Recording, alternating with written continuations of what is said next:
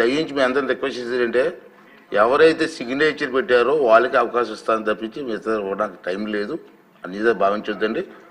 Question number 70.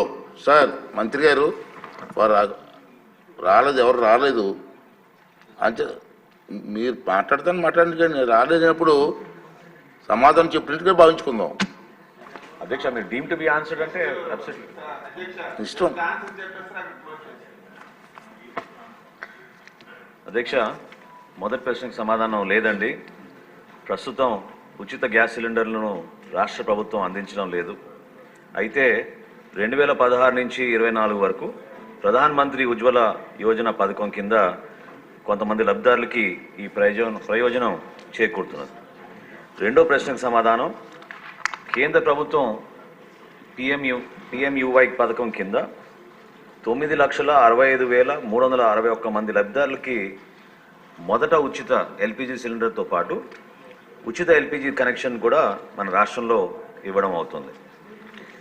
అధ్యక్ష NDA కూటమిలో భాగంగా మేము ఇచ్చిన మేనిఫెస్టోలో ఖచ్చితంగా మహిళలకి ఉచిత గ్యాస్ సిలిండర్ల గురించి ప్రస్తావించాం. దానికి మన ప్రభుత్వం కట్టుబడి ఉంది.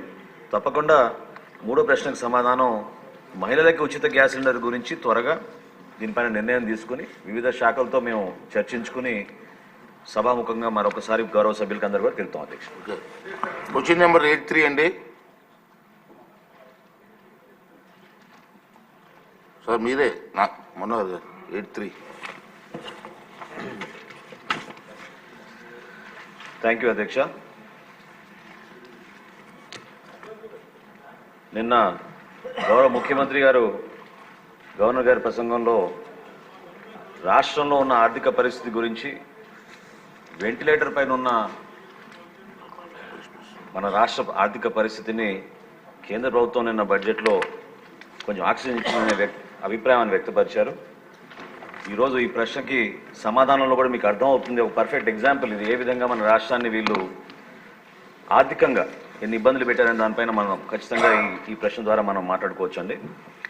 రైతులకి చెల్లింపుల విషయంలో బకాయిలు ఇంకా ఉన్నాయండి. మొదటి ప్రశ్నకు సమాధానం అవునండి. రెండోది రబీ పంటలో 2023-24 కాలానికి గౌరవ సభ్యులు అడిగినట్టుగా నేను జిల్లాల వారీగా వివరాలు ఇస్తానండి. పశ్చిమ గోదావరి జిల్లా మేము ధాన్యం సేకరించింది 6,41,129 మెట్రిక్ టన్నులు. దానికి చెల్లించవలసిన నిధులు ఇంకా 424 కోట్ల రూపాయల 55 లక్షలు. అదేవిధంగా తూర్పుగోదావరి జిల్లాలో 2,28,423 మెట్రిక్ టన్నులు సేకరిస్తే ఈ రోజు వరకు కూడా ఇంకా మేము చెల్లించాల్సింది 27 కోట్ల 66 లక్షలు.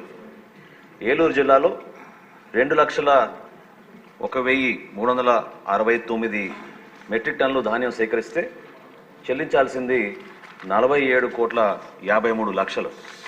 కోనసీమలో మేము సేకరించింది 1,63,123 మెట్రిక్ టన్నుల ధాన్యం సేకరిస్తే ఈ రోజుకి మేము చెల్లించాల్సింది 154 కోట్ల 63 లక్షలు. కాకినాడ జిల్లాలో మేము ధాన్యం సేకరించింది 25,982 మెట్రిక్ టన్నులు అయితే ఈ రోజుకి మేము చెల్లించాల్సింది 9 కోట్ల 49 లక్షలు. బాపట్ల జిల్లాలో 4,981 మెట్రిక్ టన్నులు మేము సేకరిస్తే ఈ రోజుకి చెల్లించాల్సింది 10 కోట్ల 54 లక్షలు. అంటే సుమారు 132,853 రైతులకి 1,674 కోట్ల రూపాయలు బకాయిలు పెట్టి గత ప్రభుత్వం వెళ్ళిపోయారు అధ్యక్ష. కనీసం రైతులు చెల్లించలేదు.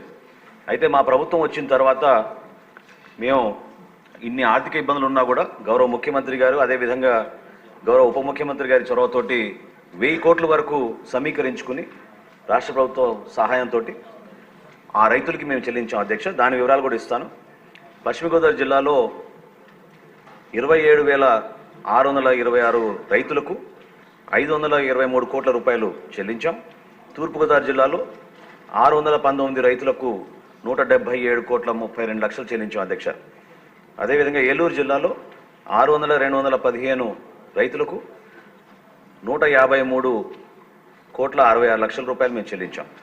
కోనసీమలో 7,952 రైతులకు గాను 118,15,00,000 రూపాయలు మేము చెల్లించాం అధ్యక్ష.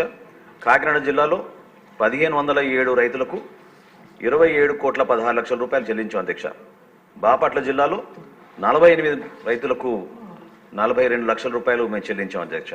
సుమారు 50,000 మంది రైతులకు 1,000 కోట్ల రూపాయలు నెల రోజుల్లోపే, మా ప్రభుత్వం వచ్చిన నెల రోజుల్లోపే మేము ఈ రైతులకి బాసటగా నిలబడడానికి, ధైర్యం నింపడానికి కోసం మన ప్రభుత్వం నుంచి కష్టకాలంలో కూడా వీళ్ళకి అందించడం జరిగింది అధ్యక్ష.